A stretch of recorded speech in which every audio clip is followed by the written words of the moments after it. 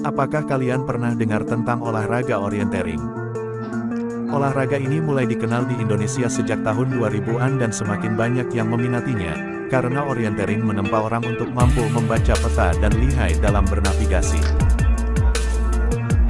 Ketika Forum Alumni Sispala Jakarta atau FASTA menyelenggarakan Jambore Sispala Jakarta 2023 di Ekowisata Mangrove Jakarta Utara pada 28 hingga tanggal 30 Juli tahun 2023, orienteering termasuk salah satu materi yang diberikan kepada peserta Jambore itu.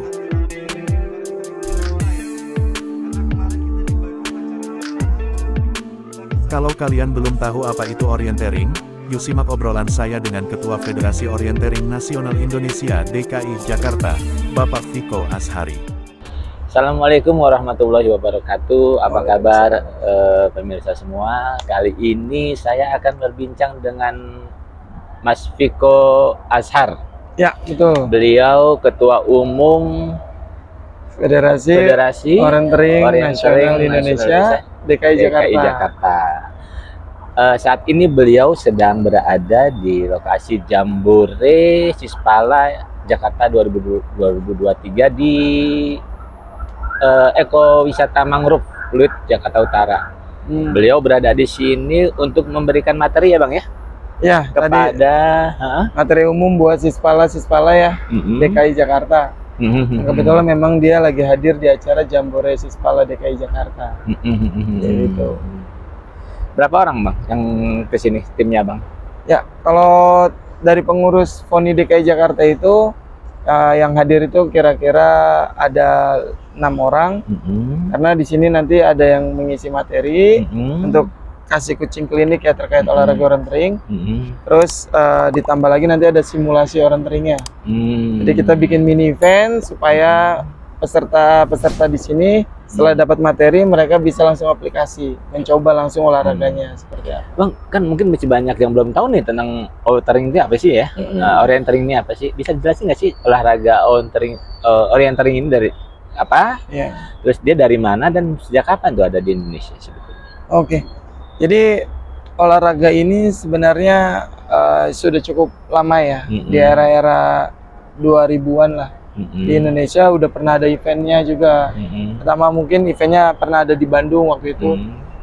Terus ada Wanadri juga pernah nyelenggarain. Dan tapi kita belum ada organisasi resminya. Tapi olahraga itu sudah dimainkan. Walaupun secara peraturannya belum tepat. Rulesnya belum sesuai standar, tapi setidaknya olahraga itu sudah diperkenalkan. Ya, nah, FONI Jakarta ini resmi berdiri itu tahun 2019.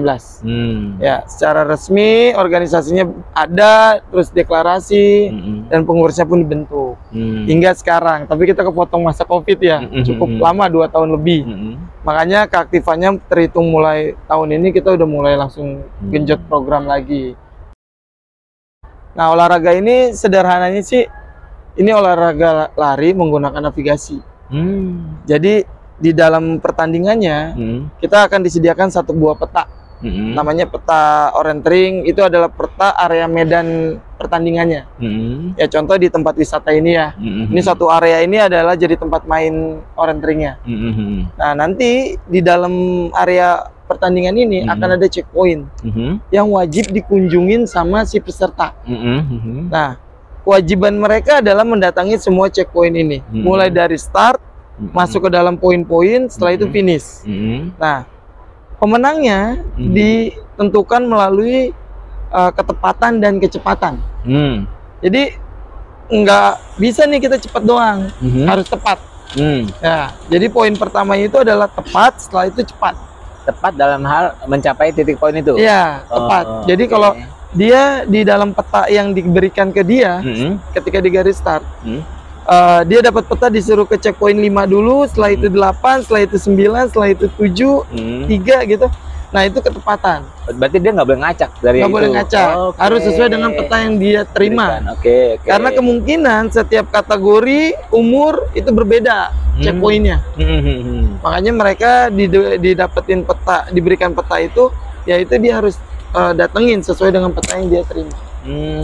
Satu tim berapa orang? Atau memang perorangan ya permainannya? Kebetulan ini ada formatnya ada yang individu, ada yang tim. Tim. Oh. Kalau yang individu dia sendiri ya, per orang. Kalau yang tim itu relay, estafet. Jadi kemungkinan satu tim itu ada 4 orang. Jadi ntar cewek 2, cowok 2. Nah, setiap pelari ini, pelari pertama dia masuk ke dalam start, nyelesain, masuk ke finish, nah dioper lah. Kayak lari estafet. Nah, mirip kayak lari estafet. Jadi 4 tim itu nanti kecepatan dan kecepatannya di total. Nah, baru dia menghasilkan siapa nih juara timnya gitu. Dan setiap peserta itu harus lari ya? Lari. Nggak boleh jalan cepat gitu, nggak boleh? Boleh aja. Nah, yang penting berarti ada pengurangan waktu di kecepatan nanti dia. Kalah gitu ya sama orang lain ya. Makanya kita harus cepat, terus kita juga harus tepat. Berarti ada penghitungan waktu ya? Ada. Berarti ada target waktu yang diberikan nggak untuk menyelesaikan peta itu? Biasanya kita ngasih cut off time-nya aja. Oh, cut off time, oke. Ya, jadi waktu biasanya 3 jam. Kalau nggak selesai udah balik ke finish semua gitu. Tapi standar internasional yang ada winning time-nya. Jadi, tapi winning time itu dipakai hanya untuk jadi target kita sebagai atlet aja. Misalnya di kategori sprint distance. Nah, ini waktu winning time itu misalnya 12 menit ya. 12 menit. Nah, itu jadi acuan atlet aja. Wah, saya ini harusnya 12 menit selesai. Gitu loh. Tapi kalau misalnya ada yang finishnya dia 11 menit, 10 menit, berarti lebih bagus dong. Gitu loh. Karena panitia itu akan men-setting areanya sesuai dengan standar. Jadinya kita bisa dapat acuan. Oh, jadi dalam olahraga ini juga ada kategori-kategori? Ada kategori. Apa aja tuh kategorinya? Ya, kayak misalnya kalau format itu kan ada sprint, ada terus ada relay juga gitu. Terus kalau untuk kelasnya dia ada men dan woman. Itu ada mulai dari 16, usia 16, 18, 20, 21. Ini 21 masuknya elit. Elit itu atlet dunia ya. Terus ada di 35, 40, baru tuh kelipatan 50, 60. Nah, itu masuk ke kelasnya. Nah, kalau di kategorinya nanti ada sprint distance. Itu jaraknya sekitar di bawah 3 kilo. Ya, nanti ada middle distance. Middle distance itu jaraknya sekitar 4 kilo sampai 6 kilo. Nah, terus ada lagi long distance. Long distance itu masuknya udah di atas 6 kilo sampai 10 kilo. Nah, dari semua kategori itu kayak masuk sprint distance, dia medan areanya udah ditentukan juga. Model contohnya theme park, tempat wisata. Yang lebih kepada kayak Ancol, Taman Mini. Nah, itu masuk ke dalam kategori sprint distance. Nah, kalau yang middle distance mainnya semi-semi hutan, contoh kayak di Puncak Bogor. Kalau yang di sini? Nah, kalau yang ini kita masuknya harusnya ke middle, tapi jaraknya nggak dapet. Oh, gitu loh. Pendek ya? Iya, karena ini kan semi hutan, tapi kita nggak dapet jaraknya. Kan nggak nyampe 4 kilo juga. Iya, betul. Gitu. Jadi kalau dibilang ini sesuai atau enggak, ini tidak bisa masuk ke standar internasional. Tapi kalau untuk training aja latihan boleh, sangat diperbolehkan gitu loh. Tinggal jaraknya kita kurangin, medan areanya kita kenalin. Udah. Ini kayak olahraga, kayak kegiatan pramuka melacak jejak kayaknya ya? Betul, modelnya kayak rekam jejak ya, kalau nggak salah di pramuka ya. Tapi kalau melacak jejak tuh kan kayak suka ada tanda-tandanya, clue-cluenya ya? Iya, kalau kita nggak ada clue. Nggak ada, kalau dia ada clue-nya tuh, misalnya di sebelah pohon apa gitu, di sebelah bangunan apa, kalau kita nggak. Kita melihat aja dari peta itu, sasarannya di situ ya kita harus datang ke situ. Melalui jalur manapun nggak ada masalah, yang penting sampai di situ. Ya, betul. Kita makanya banyak orang yang nyasar karena kita dibebaskan dia lewat mana aja. Seru gitu. Ya? Seru banget ya. Kecuali ada area yang memang di embargo, dilarang. Contoh kayak misalnya ada gedung yang lagi dibangun, kan dipagerin tuh. Nah, nanti di peta itu kita kasih tahu, diarsir petanya. Bentuknya diarsir itu tidak boleh karena berbahaya. Ya kan lagi ada pembangunan gitu kan, berbahaya. Ya. Manfaat dari olahraga orienteering ini apa sih? Sebenarnya ini buat orang umum khususnya ya. Olahraga ini sebenarnya lebih nyata ke ketangkasan. Ketangkasan ya. Iya. Terus ngatur emosional juga, karena biasanya ketika orang lagi lari kenceng, dia tuh sulit konsen. Betul. Ya. Tapi kalau kita bisa kontrol itu capeknya kita, kita masih tetap bisa fokus ngebaca peta. Nah, itulah kita kelatih di situ tingkat fokus kita. Karena orang biasanya kalau udah lelah susah fokus. Tapi di olahraga orientering ini dibentuk tuh sifat-sifat yang seperti itu. Dan pertanyaan terakhir nih Mas. Mas sendiri apa yang membuat Mas tertarik dengan olahraga ini? Pribadi saya. Kenapa tertarik? Kalau saya melihatnya olahraga ini sebenarnya banyak bergesekan dengan olahraga alam bebas. Oke. Ya, karena saya backgroundnya dari Mapala juga. Saya naik gunung dong. Ya, suka naik gunung. Saya juga udah pernah beberapa naik gunung es. Ya, puncak-puncak dunia lah ya. Kartens pernah ya? Kartens, terus ya Kilimanjaro sama Concagua di Argentina. Sama yang di Papua tuh pernah ya? Ya, Jayawijaya. Jayawijaya, pernah. Nah, terus hari ini kok orientering? Nah, orientering ini gunung. Karena kalau di kategori middle distance itu kan mainnya di gunung ya. Nah, terus mereka lari-larian, terus bernavigasi khususnya. Jadi kalau orang susah navigasi itu akan susah main orientering. Nah, makanya di coaching klinik seperti ini kita ajari navigasi di orientering itu seperti apa.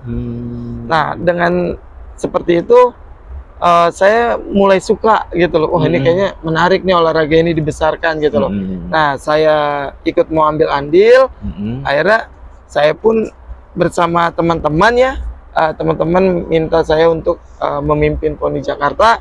Ya, saya pun bersedia, ya udah saya jalanin lah ini untuk jadi ketua umum PONI Jakarta. Minat masyarakat terhadap jenis olahraga ini bagaimana?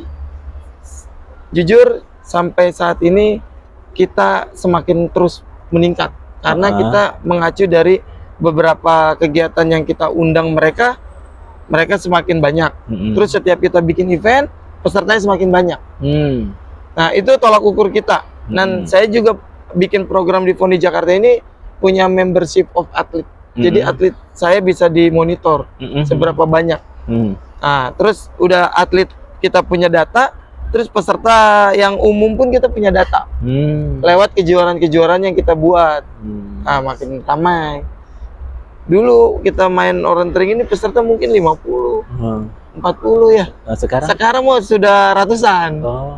Ya, terakhir di Dieng aja orientering itu pertandingannya sampai 200 lebih pernah. Oke, keinginan Mas nih terhadap masyarakat untuk olahraga ini apa, Mas?